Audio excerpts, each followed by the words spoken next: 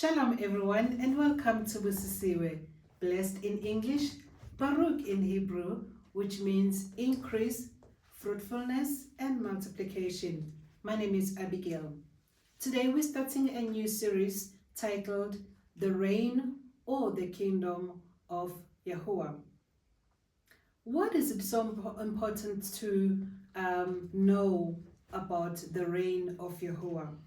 Number one, we hear that when Yahuah, otherwise known as John, when he started proclaiming and preaching, he proclaimed the reign of Yahuah as he was making ways, as he was preparing the way for the coming of Yahushua.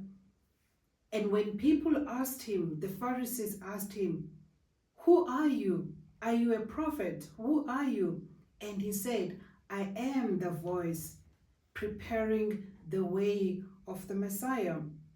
So what was he proclaiming? What was Yahuah proclaiming? What was he preaching? He proclaimed the reign of Yahuah.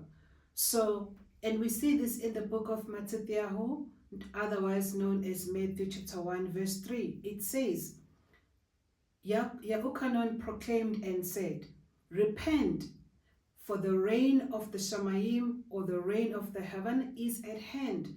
That was the message that Yahuah prepared before Yahushua came on the scene. Then Yahushua came on the scene. And what did he proclaim? He also proclaimed the reign of Yahuah. We also find this in the book of Matthew chapter 4 verse 23, and it reads, "He went about," this is Yahushua, "he went about all Galilee, teaching and proclaiming the reign." So we're seeing now that before Yahushua himself come on the scene, he is proclaiming the reign of Yahuah.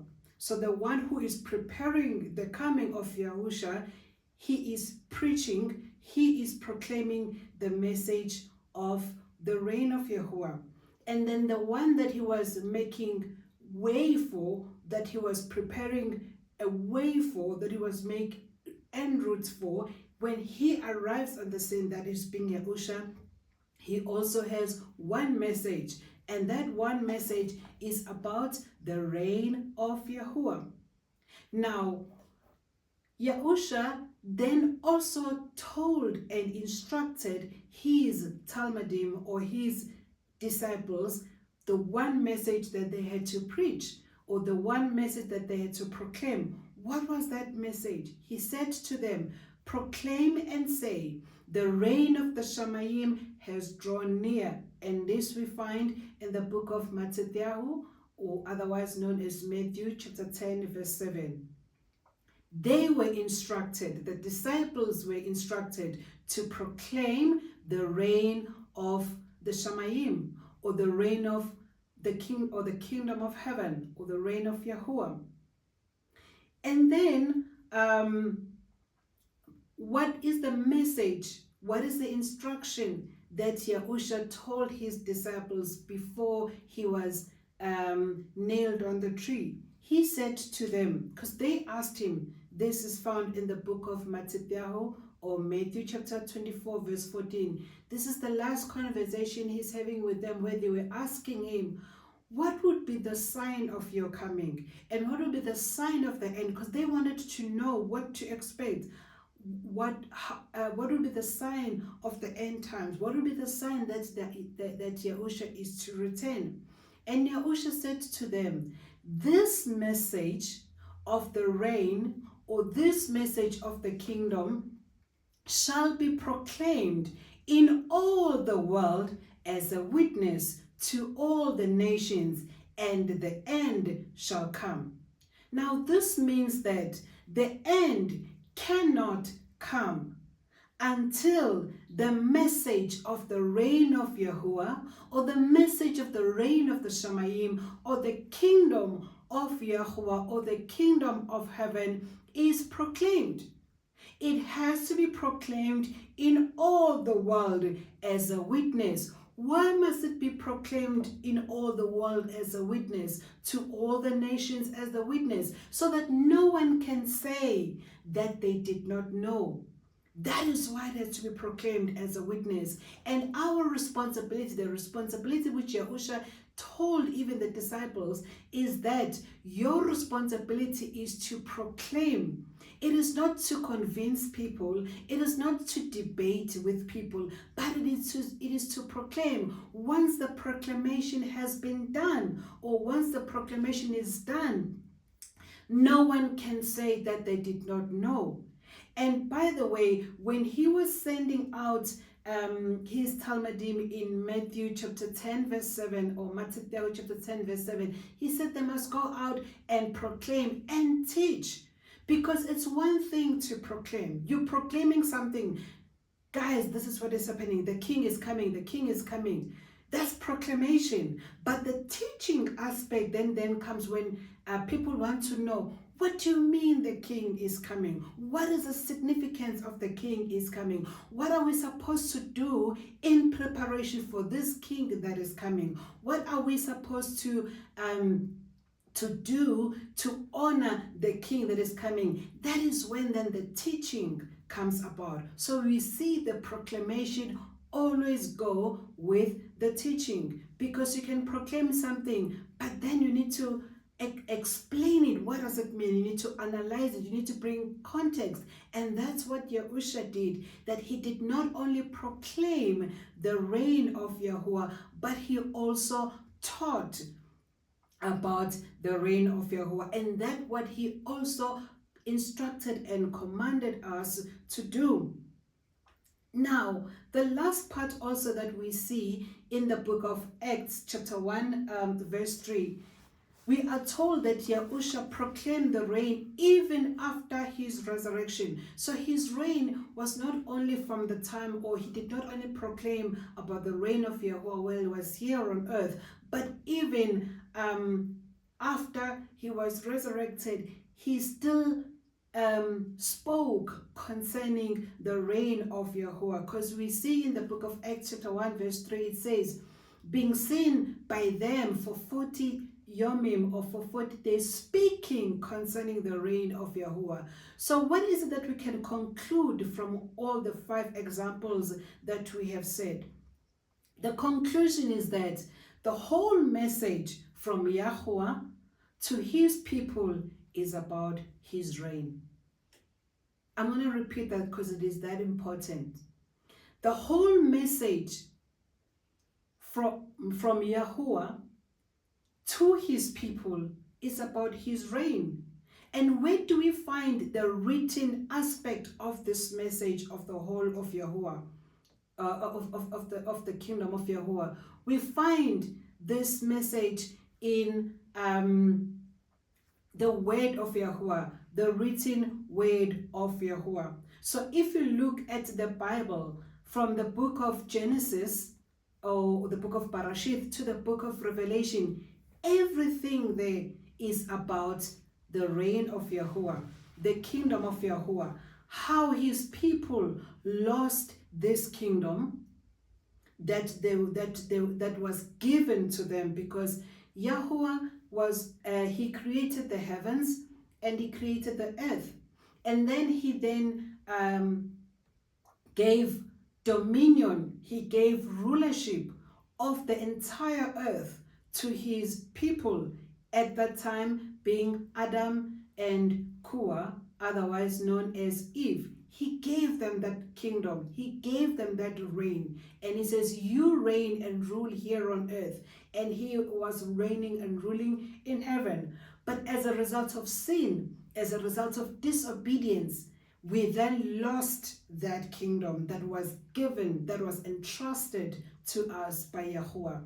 And this whole scripture, the whole word from the book of Genesis chapter 1, where we were told to have dominion, when we were told to rule this kingdom, we lost it. All the other chapters, all the other books, they are about how are you going to gain back this kingdom that you lost? How is Yahuah going to restore to you this kingdom that you lost? Who is he going to use in you as mankind to get hold of and take back that which has been taken from you, that which you have lost as a result of sin? All the other things from the book of Genesis, they are all the prophets from the book of Yeshayahu, otherwise known as Isaiah, Jeremiah, which is Yirmiyahu, and many others. They're talking about this is going to happen, this is going to happen, this is going to happen. And even when Yahusha came, he still spoke about this reign that will be restored to us if we obey Yahuwah, if we be reconciled to him. Any other thing that we are proclaiming, we need to be asking ourselves, are we proclaiming the reign of Yahuwah? Because if we are not, then we are delaying his coming. With that in mind, then the big question that we then have to ask ourselves is, if then the reign of Yahuwah is that important, if then this reign of Yahuwah is what the whole word of Yahuwah, and remember, as I've been saying, it's not limited from the book of Genesis to Revelation, as there were other books that were removed from the scriptures, like the book of Jubilee, like the book of Joshua, like the book of Ezra, like the book of Sirach, like the book of Enoch, and so many others. But all these books, they are all about the reign of Yahuwah. So then we have to know, what is it? What is this reign of Yahuwah? And let us allow the word to define the reign of Yahuwah. If we go to the book of Romans chapter 14, verse 17, it says, this is where we find the definition of the reign of Yahuwah. Romans chapter 14, verse 17, it says, for the reign of Yahuwah is not eating and drinking, but obedience, Shalom, which is peace, and joy in the Ruach of Yahuwah. So Romans chapter 14 verse 17 defines the reign of Yahuwah as, number one, it is defining it by what it is not. So the reign of Yahuwah is not eating and drinking. But what is it? The reign of Yahuwah, it is obedience. The reign of Yahuwah is peace. And I prefer to use the word shalom, for it has better context, better meaning than just peace. The reign of Yahuwah is joy. And I'll also explain what is joy. And this joy, this peace, this obedience is found in Yahuwah. It's found in the Ruach of Yahuwah. So it's not joy in any other thing but Yahuwah himself. So this series, we're going to be breaking it down then to say, if then this definition starts by saying that the reign of Yahuwah is not eating and drinking, what does it mean? What does it mean? And we see this if we go to the book of Matthew, otherwise known as Matthew chapter 6, verse 32 to 33. Matthew or Matthew chapter 6, verse 32 to 33, it reads, do not worry then, saying, what shall we eat? Or what shall we drink? Or what shall we wear? For all these the nations or the goyim seek for, and your heavenly Father knows that you need all of these. But seek first the reign of Yahuwah. This is what we are to seek. We are not to seek what are we going to eat. We are not to seek what are we going to drink. For even the heathens, they are seeking after what are they going to eat. They are seeking after what they're going to drink. Even the goyim, even the Gentiles, even other nations, they are seeking what are they going to eat, but what are they going to drink. But we are commanded that we are to seek first the reign of Yahuwah and walking in his obedience. And all these shall be added to us. Why? I love this part. It says, for your Father knows that you have need of them. It's not just saying that you don't need eat, or you don't need food, you don't need drink, we don't need clothes. He knows that we need these things, but these things are found in his kingdom. Hence, when it says the reign of Yahuwah is not eating and drinking, it's not focusing on material, physical things. Yes, we do need material things. Yes, we do need physical things, because we are here on earth, which is a physical realm, which is a natural realm. But we are not driven, we are not motivated. These things are not primary to us. They are a byproduct of us living in the kingdom of Yahuwah, obeying Yahuwah. Now, with that understanding, it's important to know that there are different kingdoms that are operating. There is a kingdom of light, and there's the kingdom of darkness. There is the reign of, I'm using the word reign, which means kingdom. This is R-E-I-G-N, R-E-I-G-N, not the reign of the water. The reign of Yahuwah is opposite to the reign of this world. It operates totally opposite to the reign of this world. So you cannot be operating in the reign or according to the world system and expecting to be having the outcomes from the kingdom of Yahuwah. So what is the difference between these kingdoms? Between the kingdoms or the reign of this world and the reign of Yahuwah? Number one, in Yahuwah's reign, you die to live. And to many people, they're like, what are you saying? This is exactly how the reign of Yahuwah died. I mean, this is how exactly the reign of Yahuwah operates. For you to live, you must die. Because even the word tells us that unless a grain of seed falls and be buried into the ground, it cannot multiply. So there we already see how the reign of Yahuwah operates. The reign of Yahuwah operates different and opposite to the reign of this world. In that the reign of Yahuwah, it tells us to give in order to receive. We must give in order to get. But the reign of this world, it just says, I must get. The more I get, the more I need to get. But the reign of Yahuwah says, the more I give, the more I get. The more I let go, the more I receive.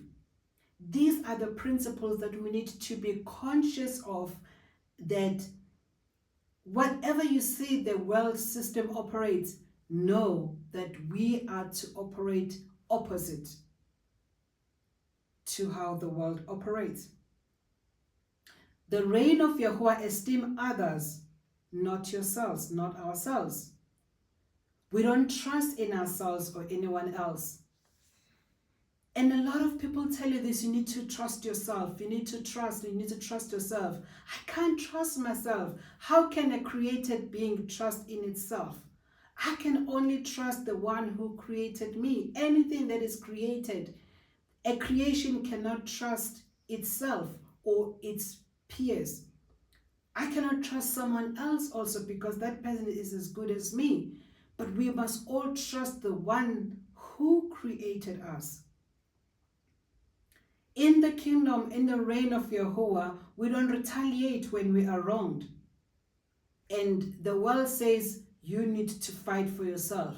No, we don't have to fight for ourselves. The kingdom, the reign of Yahuwah operates differently. He said in his word, vengeance is mine.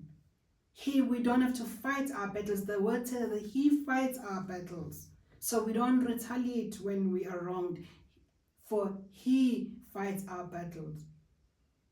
The kingdom of Yahuwah forgives and forgets.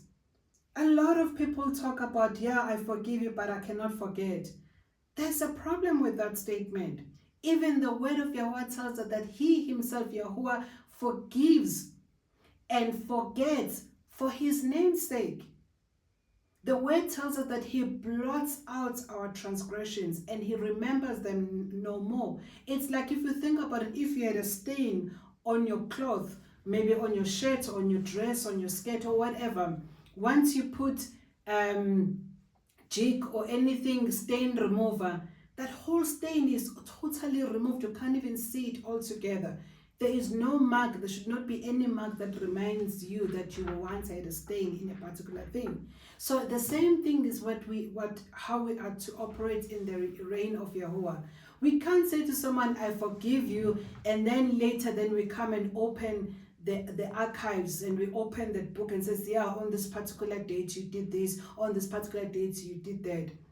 That is not how Yahuwah operates. That's how the world raised us in such a way to be able to always remind people.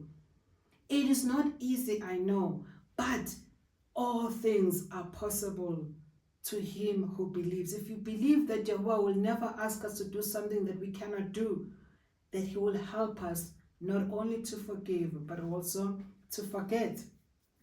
Now that we have established some of the principles and examples of the differences between the reign of Yahuwah and the reign of this world, let's look at what Shaul admonishes us, otherwise known as Paul, in the book of Romans chapter 12 verse 3. It says, he tells us that we must not be conformed to this world. This refers to the world system, how it operates. We must not be conformed to this world because we are in this world, but we are not of this world. So we are to be conformed to this world by operating opposite to the way in which this world operates. And how are we going to do that? By being transformed by the renewal of the mind. So everything starts with our it's going to happen in the mind. How are you going to renew your mind? You're going to renew your mind by the word of Yahuwah.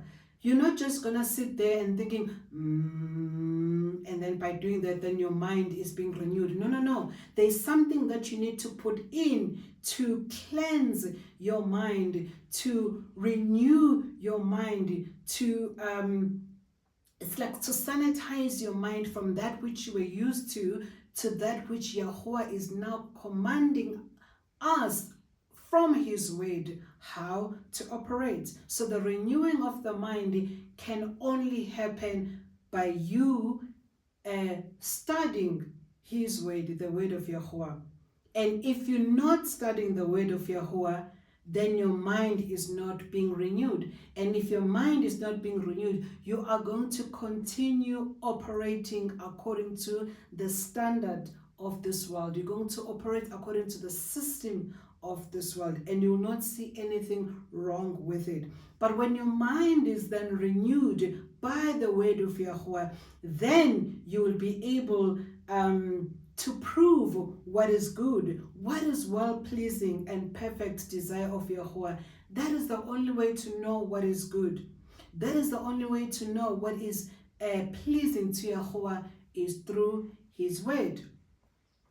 Yahusha told us that we must come out of Babel, and we see this in the book of Revelations chapter 18 verse 4 to 5. Revelations 18 verse 4 to 5, it says, I therefore heard the voice saying, come out of her, my people, lest you partake of her plagues. Who is her when it says come out of her? It is referring to Babel. What is Babel? Babel is this world system that we have to come out of, as we are to operate in the system of Yahuwah, as we are to operate in the reign of Yahuwah. What is then this world system? What is it? The world system is a very integrated system. And why am I saying that it is integrated? Everything is found in it. It is integrated in that it includes the commercial aspect, of living, or the commerce, so to say. The commerce system, it includes the commerce system, it includes the religious system, it includes the health system, it includes the justice system, it includes education system. Everything is all incorporated. So it is like a matrix. It is like you are being put in this box, if I may use an example. Within this box, everything is in it. There is health care, there is education system, there's commerce system, there is religious system. Everything, they're all incorporated in this world system called Babel, which we are told to come out of and come into the reign of Yahuah. The way the system of this world defines wealth is even different from how we define wealth in the reign of Yahuah. The system of this world defines one's wealth based on the car that you drive, the house and the suburb that you live in, the clothes and the brands that you wear, in so many ways, that it all looks about externally. What is it that everyone can see and admire that you are really wealthy? Meanwhile, the reign of Yahuah is from inside out. It is not from outside in. It is already within us, and then it then reflects outside. And we see this in the book of Devarim, or Deuteronomy chapter 30, verse 10 to 14. It reads, "If you obey the voice of Yahuah your Elohim to guard his commands and his laws, which are written in this book of the Torah, if you turn back to Yahuah your Elohim with all your heart and with all your being." This is what we are to do. What is then the command of Yahuah? And Moshe says, "For this command which I am commanding you today, it is not too hard for you, nor it is too far off. It is not in the Shamayim, or it's not in the heavens, to say, who shall ascend into the heavens for us and bring it to us and cause us to hear it so that we do it. No, it is beyond the sea to say, who shall go over to the sea for us and bring it to us and cause us to hear it so that we do it. For the word is near you, in your mouth and in your heart to do it." So the word of Yahuah is already in our hearts for us to hear and for us to do it. We don't have to say, who shall ascend into the Shamayim and get it for us, or who will go beyond the sea and get it for us. It is in our hearts already. And if we read the book of Luke, it puts it differently, but it's exactly the same as what Moshe wrote in the book of Devarim, or Deuteronomy chapter 30, verse 10 to 14. If we go to the book of Luke, so Luke chapter 17 from verse 20 to 21, and it reads, "And having been asked by the Prushim, or the Pharisees, when the reign of Yahuah would come, Yahusha answered them and said, the reign of Yahuah does not come with intent watching." Verse 21, "Nor shall they say, look here, or look there. For look, the reign of Yahuah is in your midst." So the reign of Yahuah is already in our midst. As we read his word, we are able to see his reign, and then we are being transformed and taught, and the Ruach of Yahuah, or the Spirit of Yahuah, helps us to conform, or rather for our minds to be renewed, so that we're no longer conformed to this world system, but to start operating in the reign of Yahuah, even though we are here on earth. As I said earlier on, yes, we are in this world, but we are not of this world. For our citizenship is not of this world. Our citizenship is of the Shamayim, and as such, we live according to our citizenship. I spoke about this as an example when we refer to a colony. Now, in the time when South Africa, as many other countries, were also colonized, the country that is colonizing another one would send a representative, and that representative who would be sent from a particular country would be observing the laws of the country that sent him, and would be actually converting this colony to change the laws of that particular colony to the laws of the country that has colonized them. That is the role of an ambassador. The role of ambassador is to actually be a 100% representative of the government that they represent. And that's why in South Africa, because we were colonized by English, the language, the majority language that is spoken in South Africa is English. Because we are colonized by England or by English, we also drive our cars on the right hand side of the road, because those are the laws of England. And the same is true to the countries that were colonized by French, countries like DRC and so many other countries, particularly in the Central and West Africa, that were colonized by the French. They speak, the official language that they speak there is French, because they were colonized by French. And then from their cars, they would be driving on the left side of the road. So what we see that even though those ambassadors, they were in either South Africa or Mozambique or Congo, DRC, and wherever that they are, or Barbados and so forth, they did not change their identity, they did not change their culture, but they influenced the culture of the country that they were colonizing to take on the country that was colonizing them. So even in our example, we are in this world, but we are not of this world. And our purpose is to proclaim the kingdom of Yahuah, the kingdom of heaven, which was stolen from us. Actually, it was not even stolen. We delivered this kingdom to Satan as a result of our disobedience. And the whole message of the kingdom is then the restoration of this kingdom to rightful owners of it, from Hasatan to the children of Yahuah.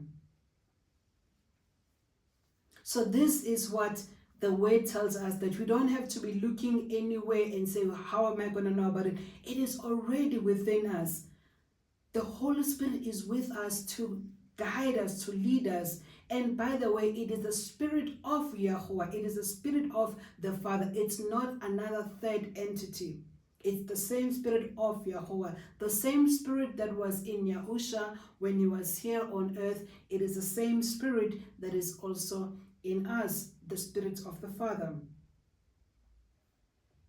Now, I spoke about that this kingdom that we are proclaiming, that must be returned to the rightful owners. It is in the hands of Hasatan. And we see this in the book of Luke, chapter 4, verse 5 to 6. What is happening there is, after Yahusha was immersed by Yahukanon, he was then led to the wilderness, where he fasted for 40 days and 40 nights. And after 40 days and 40 nights, when he was hungry, then Hasatan appeared, because he always appeared to us on our point of weaknesses. And then one of the things that he said to him, he then took him to the high mountain, And as he took him to the high mountain, he then he showed him all the reigns of this world in a moment of time. So in a moment of time, he was able to show Yahusha all the kingdoms of the earth. And the devil said to him, all this authority I shall give to you, and their esteem, for it has been delivered to me, and I give it to whomever I wish. What is it that Hasatan showed Yahusha? He showed him all the kingdoms of the earth, all the reigns of the earth, not just the reigns, but the esteem of this kingdom. For what is the kingdom without its esteem? Or what is the kingdom without its glory, without its treasures and beauty and power and authority? And Hasatan says, it was delivered to me, and I gave it to whomever as I please. So it was delivered. So there was an exchange that took place when we disobeyed Yahuwah, as Kua, otherwise known as Eve, was deceived, and then ultimately Adam also sinned, disobeyed Yahuwah's command as concerning that particular fruit that they were not supposed to eat. By him disobeying Yahuwah's command, he then relinquished all that was given to him, all that was entrusted to him, being the reign of this earth, being the kingdom of this earth. It was then an exchange, unfortunately, took place, and that is why it is now in the hands of Hasatan. And Hasatan gives it to whomever will bow down to him. And this is the thing that we, as the children of the Most High, as the children of Yahuwah, we need to be careful of, because somehow we misunderstand the reign of this world to the reign of Yahuwah. Somehow we think that if the reign of this world, as we see it, how much esteem we've seen of this reigns of this world. I mean, if you think about the United Kingdom, how much, I don't know, it's even said how much the Queen was worth based on the precious stones that he had. Yes, it's given. They stole those precious stones to precious metals and stone and all those resources from Africa as they colonized Africa. Not only England, for that matter, all the other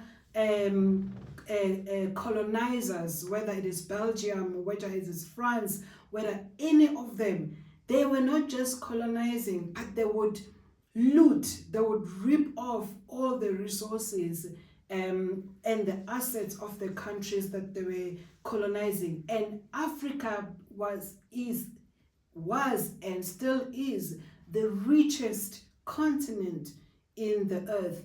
And that's why they all flocked from all corners of the earth, coming to make themselves rich from Africa. So now we then misunderstand this principle that we think, well, if UK and the what you call your Monaco, a lot of this kingdom that we see, the UAE, and they're so rich in precious stones, precious metals, they're so rich in oil, they're so rich in so many things, and then we want to compare ourselves with them, and then we then say that we, being the children of the Most High, we must be richer than them. We forget the element that this reign of this earth and the esteem thereof and the glory thereof, it is no longer in our hands. It is in the hands of Satan, and Satan is giving it to whoever is bowing down to him. So the people that you see them so wealthy, so rich, it is because they have bowed down to Hasatan. And even if we take it to our times and our generations, a lot of people in the entertainment sector right now, whether they are musicians, whether they are actors, they have to bow down to Satan for them to rise up, for them to be rich, for them to be famous, for them to have power. They have to make sacrifices, And these are wicked and evil sacrifices to the altars of Satan in the form of witchcraft, in the form of some groups that they join, whether it's called Freemason and so many others. But ultimately, it's one Satan who just comes in different shapes, in different formats. Ultimately, anyone that wants to be rich according to the standards of this earth, of this world, has to bow down to him. But we then need to come with an opposing factor. That's why we cannot operate in this world system and expecting to be prospering in Yahuwah. There are only two paths, either the path of Yahuwah or the path of Hasatan. There are only two kingdoms, either the kingdom of light or the kingdom of darkness. There is no middle ground. By you choosing to reject the truth, you will automatically fall for the lie or belong to the lie. By you rejecting to walk in obedience, you will automatically walk in disobedience. And each has consequences. The consequences of obedience, meaning obeying Yahuwah, is blessings and life forevermore. And the consequences of disobedience is curses. It might look like we are prospering right now. It might look like everything else is going well with you, but it is not. There is a price that you must pay. The price, as people will use the term lightly, so and so has sold their souls. Just like there is also a price in the kingdom of Yahuwah. It doesn't just mean that because you're kingdom of Yahuwah, things are going to be easy. You are walking against the tide. I used to tell my children the same thing, that don't feel that why are you deprived of this and that everybody else is doing. Yes, there is a cost to it, but there is a cost also in the other kingdom. It's just how it will manifest at the end of the time. But ultimately, the choice is yours. Are you going to pay the price of obeying Yahuwah, which ultimately is going to lead to life abundant and eternal life? Or are you going to choose to what is so called, you got it, you have the money, you have the fame, you have everything going on for you, but the price thereof is destruction, is death, is separation from Yahuwah, is being tormented in hell and sulfur. And this is not just to fear people or to scare people. Ultimately, that is the end destination of those that are disobeying Yahuwah. But the punishment of Yahuwah does not only start in hell or in when you are tormented with sulfur and fire. The punishment of Yahuwah even start while you are living here with sicknesses and diseases, lack of peace. Yes, you have the money, but you don't even have the peace. You cannot even enjoy it with your family. But the blessings of Yahuwah maketh rich, and he adds no sorrow to it.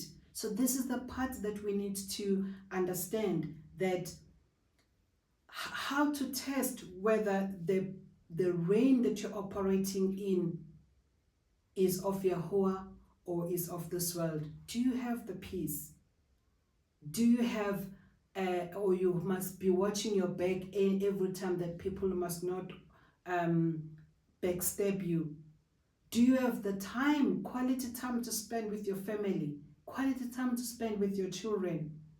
Or you outsource your time that you should be spending with the children to the gadgets that you buy them to compensate for you not being there with them?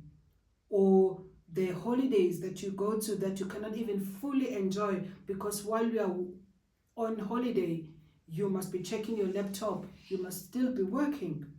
That cannot be the peace. It is not. And we are still looking at the definition of it is not eating and drinking. The reign of Yahuwah is not about eating and drinking. And then some people then say, okay, so what is it?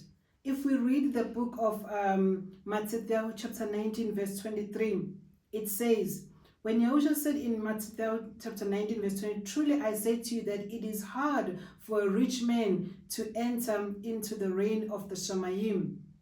We all know the scripture about the young man who was rich, and he then asked Yahushua, what can he do to enter the kingdom of Yahuwah?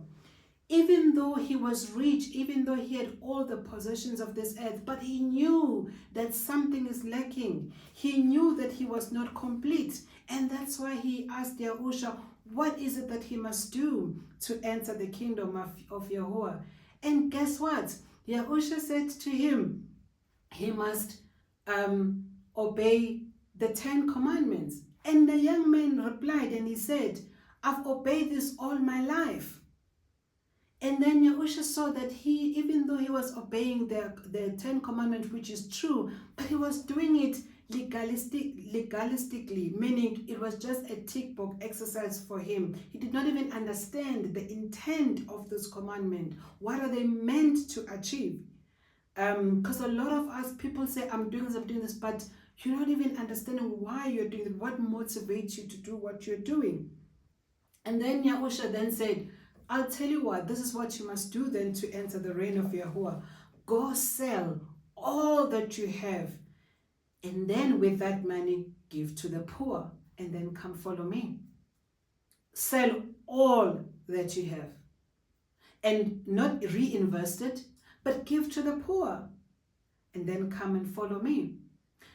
One thing is, Yahushua did not say, go sell all that you have and give it to me, which unfortunately most of the preachers out there are saying to people, that they must take their last cent and give to them, and that they must give offerings to them. But Yahushua said, give to the poor and come follow me.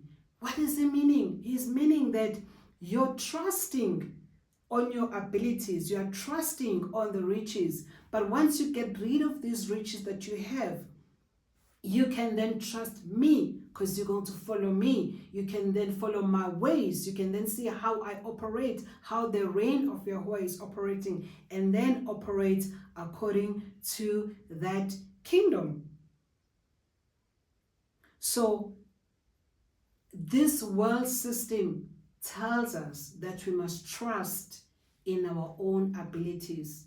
But the word of Yahuwah and the reign of Yahuwah tells us the opposite, that we must not trust in our own abilities. A lot of people also, when they read the scripture in Matthew chapter 19 verse 23, they think about the riches in terms of wealth. But it is not only, yes, it does address the element of wealth, which I've just given example of with this rich young ruler who had all the possessions of the earth. But it's not limited to that. It also speaks of the needs, the basic needs of humankind. They are also seen as riches. And I know most of us have not looked at it in that way. But see this in the book of Matthew. We're going back to Matthew or Matthew chapter 6, verse 26. It says, you are not able to serve Yahuwah and riches. So Yahushua says you cannot serve two masters. It is impossible for anyone to serve two masters. It is impossible for you to be able to serve Yahuwah and riches. And when it speaks about riches, it's not talking about the riches as of this young ruler. It speaks of the basic needs that we need to live here on earth. We are not to serve even to get those we are not to serve this world system to get those basic needs. We are not to serve the kingdoms of this earth to get those basic needs. And we see this in verse 25, Matthew chapter 6 verse 25. And then it says, because of this I say to you, do not worry about your life, what you shall eat or what you shall drink, Now, verse 24 just told us you are not able to serve Yahuah and riches. That's verse 24. 25 then explains what are these riches in this context. The riches in the context of Matthew 19 verse 23, it was referring to wealth, like really material wealth, the possessions of this earth. But the riches in Matthew 6:6, that's not, it's a different context. That Matthew 6, it speaks to the needs, our basic needs. Hence verse 25 says, because of this I say to you, do not worry about your life, what you shall eat or what you shall drink. So what you eat and you shall drink can be the riches can be seen in two contexts. One, in the context of wealth, as in the possessions of this earth, which we are not to put our trust in. But riches can also be seen in the context of our basic needs. When Yahuah says in Matthew 6:24 to 25, you are not able to serve Yahuah and riches and the basic needs of that you have, because even just to get food, even just to get the clothing, there is a particular way that you must follow, which is opposite the world system. And that's what he is explaining. So we are admonished that we are not to trust in one's abilities. We are not to trust in the system of this world for the provision of our needs, but we are to trust Yahuah for the provision of our needs. And this has nothing to do with being wealthy, just the basics of living. We are to trust Yahuah. In Mark chapter 10, verse 24, it says, Yahushua says, how hard it is for those who trust in riches to enter the reign of Yahuah. This is how we see that those that trust in the system of this world, they cannot operate in the system of Yahuah because their mindset, hence the mind must be renewed, hence their thinking, their approach has to be opposite of the world system. 1 Timothy chapter 6 verse 17, it says, charge those who are rich in this present age not to be high-minded, not to trust in the uncertainty of riches, but in the reign of Yahuah, who gives us richly all for enjoyment. And we also see this Shalom, otherwise known as Solomon, in the book of Mashal or Proverbs 11 verse 28, it reads, he who trusts in his riches fall, but the obedient flourish like a leaf. Anyone that trusts in their own abilities, anyone that trusts in the abilities of this world system, they will perish, they will fall. But the obedient flourish, for they trust in Yahuah, in the reign of Yahuah, in the system of Yahuah. This is the reflection that each and every one of us are to do right now. What is it that you're trusting in? What is it that you're putting your confidence in? Are you putting your confidence and your trust in your qualifications? That you will always have a job because you have got this qualification? Are you putting your trust and your confidence in your job, that you've got certainty that you are hired and you will always be hired at any given point in time because of the qualification that you have, because of the experience that you have, because of the connections that you have? Are you having your confidence and your trust in your business because of how much you've set it up and how much you've got a competitive edge compared to other people? Are you trusting your talents? Are you trusting your intellect? Are you trusting in your connections? Is your confidence in your family? Family trust, family wealth? Is it in your friends? All of those things shall perish. All of those things will fall. But those that trust in Yahuah, they shall flourish like a leaf. Now, going back as we conclude this segment, remember the definition of the reign of Yahuah. It defined it by what it is not. It said, the reign of Yahuwah is not eating and drinking. And what we learn from the book of Yahushua, what we learn in the book of Luke chapter 4 verse 4, it says, man shall not live by bread alone, but by every word of Yahuwah. So we see this, sorry, not in the book of Luke chapter 4 verse 4, sorry. We see this in the book of, when Yahushua was tempted in those 40 days and 40 nights, sorry, after 40 days and 40 nights in the wilderness, Hasatan said to him, turn this bread to stones. This is found in the book of Luke chapter 4 verse 4. But Yahushua then replied and he said, man shall not live by bread alone, but by every word of Yahuwah. So what is important is that we do not live by what we eat and drink, but we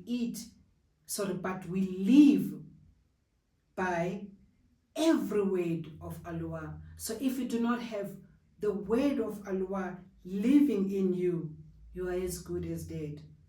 And if you are not obeying the word of Yahuwah, you are as good as death.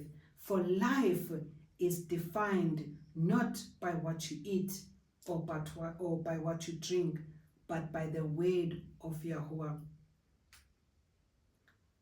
Yahukanon chapter 6 verse 32 to 35, it reads, therefore he said to them, truly, truly, I say to you, Moshe did not give you the bread out of the heaven, but my Father gives you the true bread out of heaven. For the bread of Yahuwah is he who comes down out of the heaven and gives life to the world. So they said to him, Master, give us this bread always. And he said to them, I am the bread of life. He who comes to me shall not get hungry at all, and he who believes in me shall not get thirsty at all. Truly, truly, I say to you, he who believes in me possesses everlasting life. I am the bread of life. Your fathers ate the manna in the wilderness, and they died. This is the bread which comes down out of the heaven, so that anyone might eat of it and not die.